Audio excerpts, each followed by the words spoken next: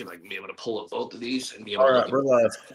All right, All right, perfect. everybody. Welcome to episode 3 of Knocking Out Addiction podcast, where I got Ryan from Recovery Warriors.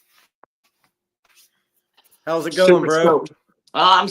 It's an honor to be on here, bub. It really is. And when you reached out to me and you told me that you were starting your own podcast, in all honesty, I was fucking stoked. Excuse my language, but I was fucking stoked because I Yeah, know how much you love doing what you do. I know you love working for Scar Nation. I see the hard work and dedication you put in doing what you do. So when you mentioned that you were doing this, I already knew it was going to be a good yeah. one. It was already in the works, and then I kind of went to started training this boxing and stuff, and then took a little step back from the podcasting, and then once I got my body and stuff right, and I was like, yeah, it's time to do it. I'm proud of you, Ty. You've came a long way. A lot of us have. I am super proud of you. But since my boy Ty wants to hear my story, I'm gonna Yeah. I'm gonna get onto this. All right. My name is Ryan Patrick. Most of you guys know me obviously from on social media. I am the man behind Recovery Warriors and Skaters in Recovery. But before I was the man of either one of those two, let me tell you what started this path. Okay. Growing up as a child, I didn't have a very rough childhood, but I didn't have the normal childhood. What I thought was normal obviously was not normal. And what I mean by that is I thought it was normal when your parents had people coming in and out of the house at odd hours 24/7. I thought that was normal, not knowing what my parents were doing at that time and me not knowing what they were doing was going to end up leading into my life in the long run. Right. So with that being said is growing up, I had a mom who sold methamphetamines and I don't know what else, but I know she sold meth, and I had a stepdad who sold meth. And growing up as a child, I unfortunately had to deal with police kicking in our door, coming raiding our house and the whole 9 yards.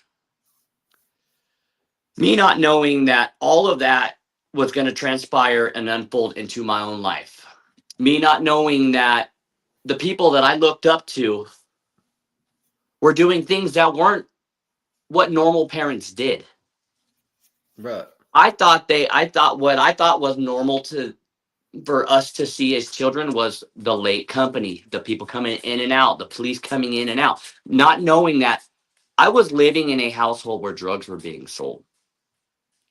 I didn't know this until I grew up. And it took me quite a while to actually realize that. It took me being an addict to realize what was really going on when I was a child. Yeah. And it sucks because the simple fact that what I thought was a normal life, other kids were living normal lives. They were out there with their parents going out to theme parks and having fun and everything else, not with their doors getting kicked in by the police and their house and everyone getting put on the floor and yada yada. I'm gonna get into it short and brief, basically. Yeah. Growing up with the parents I had, unfortunately pushed me into a lifestyle which was leading me into being an addict.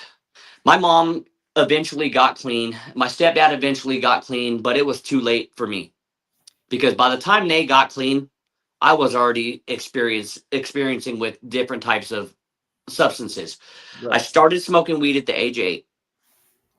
Big rap right there. That's addiction already started at the age of Well, 8. Yeah, and people ask me if I take pride in my past. I don't take pride in it, but I do. But I will say that I will not change anything about my past because it led me here today. But back to what I was getting at. So I started smoking weed at 8, and from 8 it led into a little bit of alcohol around the age 13 and 14. But I was only smoking weed all the way up till 13 and 14. And then from 13 and 14, I was dabbling with marijuana, Xanax, and whatever other antidepressants I could get my hands on. So at this point, I'm 13, 14, dabbling with weed, dabbling with dabbling with weed, dabbling with alcohol, and dabbling with pills. Not realizing what I thought was a fun time as yeah. a teenager was literally spiraling everything so much faster within my addiction. So I'm partying hard, and I'm not trying to make this glorified or glamorize the life of addiction, but I'm just gonna tell how I can tell it. Yeah. I partied hard from the age of obviously 8 all the way up to the age of 32. And what I mean by that is it went from the alcohol, the pills, the marijuana, to methamphetamines, to cocaine, ecstasy, acid, basically everything I could possibly get high from other than opiates, I was out there doing. Yeah, that's the way I was. I tried to do the opiate thing at one point, and I learned real quick that I was not that me and addiction and opiates was not a mix. That's And what what I mean by that is I tried when I tried to do Percocets. yeah. I tried to do those. And anytime I would just take one, maybe two, I'm instantly spinning and I'm throwing the fuck up. Yeah. My body could not handle that. So for years on years and years and years, I stayed away from anything that was a downer other than my Xanax. Right. So I smoked meth, I did the coke, I did anything that was an upper, anything that would keep me up, to keep me active, to keep me watching what was going on around me. I Yeah. did. That's exactly how I was.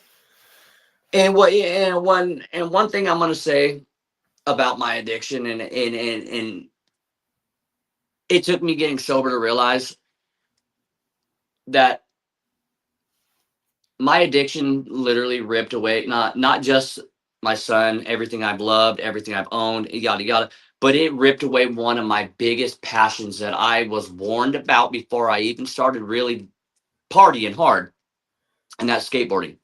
I could have made it somewhere with skateboarding, but I chose to not listen to the warning that my uncle gave me the night he passed away.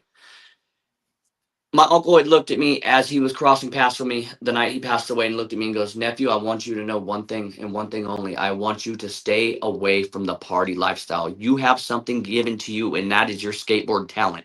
Yeah. Please do not let that go away. Do not let the partying lifestyle get to you." I blew that off and didn't even think nothing of it, just because I thought my uncle was just drunk. Yeah. Yeah. Not knowing that my uncle was going to pass away that same night.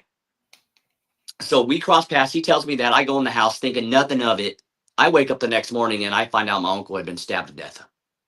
Man. That was my mentor when it came to skateboarding, the person I looked up to when it came to skateboarding, and my coach. When he died, I tried my hardest to not let that lifestyle get me.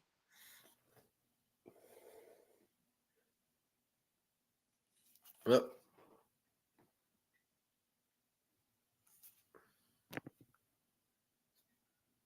let's see. Something happened.